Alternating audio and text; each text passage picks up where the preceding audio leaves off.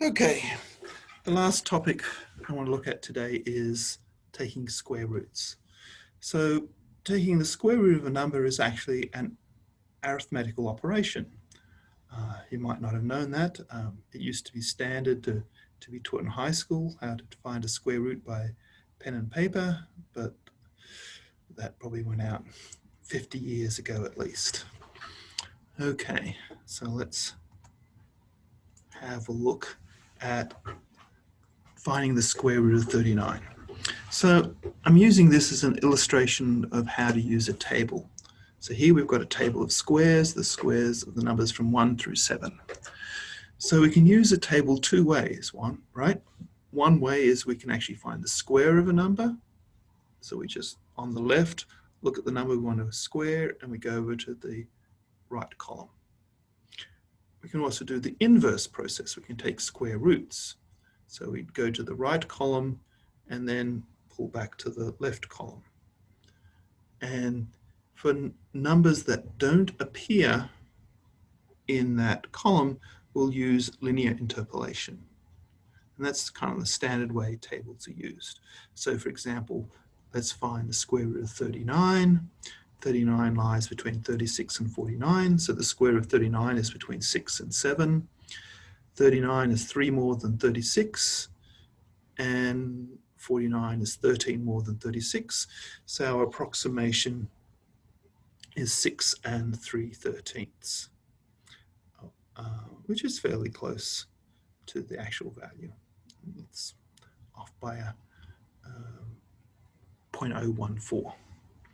Okay, notice that when we look at the differences between successive entries, we see a pattern with squares, right? It goes 3, 5, 7, 9, etc. So for example, the difference between 4 squared and 5 squared is 9, right? Which is 2 times 4 plus 1. Because if we think about it, n plus 1 squared minus n squared is just 2n plus 1. Okay, so that's what gives us our denominator there. Okay, let's do a more complicated number, a longer number, square root of 3,939. Now, that's a 4-digit number, so its square root is going to be a 2-digit number. So in general, take a square root, you're going to halve the number of digits. So that we take the number that we've got and we sort of break it up into pairs. If it's a 5-digit number, say 13939, then we'd add a third column and there'd just be a 1 in that first column there. Okay, so now we're going to work left to right. So first thing we do is have a look at the square root of 39, and we know that's 6 and a bit. Okay, so the first digit in, so the tens digit for our square root is going to be 6. So square root of 3939 is approximately 60 something. Okay, so we write 6 at the top there of our first column. 6 squared is 36. So we subtract 36 from 39 and we write 3 there. Down the bottom, we write 6, our answer that we got. And then we double it and shift it over one place. So double 6 becomes a 12. Remember, the 12 is in that first column, which is the hundreds column. So you switch it over one to the right, 1200 becomes 12 tens, it becomes 120. So I've written down 120 there. Okay, and now we work on the second digit. And so what we're looking for then is going to be a number x such that 120 plus x times x is less than 339. So that 120 comes from the 120 at the bottom, and the 339 comes from up the top there.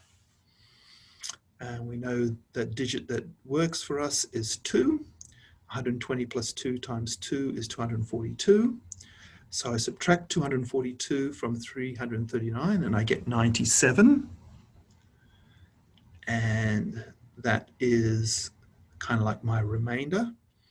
and I take my 2 and I double it, and that gives me 124. Okay, I then add 1 to it, and that gives me my denominator. So I get 97 over 125 as my fractional part, and 62 is my integer part. And that gives me my approximation for the square root. Okay, and again, it's fairly close. It's off by around 0.015.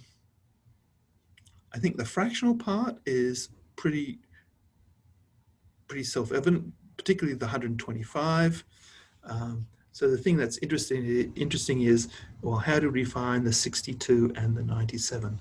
So let me go to the whiteboard to show you that how that sort of came about.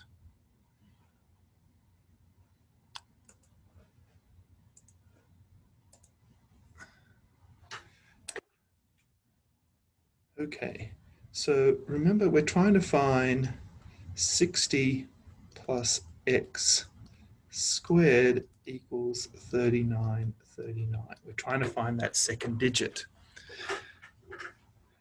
Well, if we multiply that out, we get 60 squared plus 120x plus x squared equals 3939.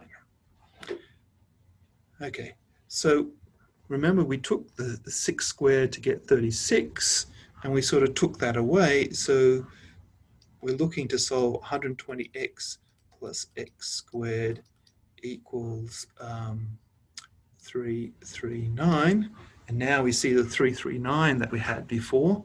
And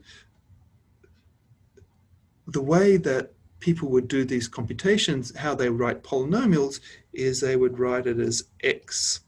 It's like 120 plus x times x, and you want to find the one that just lies below 339. Instead of writing out polynomials like we usually do, this is actually a more efficient way of doing computations. It actually saves you on calculations. It seems kind of trivial for squares, but once you get to higher order powers, we'll see that that is kind of a more efficient way. So this is why we find the 2, and then when we find the 2 there, that gives us the 60 plus 2 squared, and then that tells us what 62 squared is, and 39 minus 62 squared equals the 97. And that's how we got that number.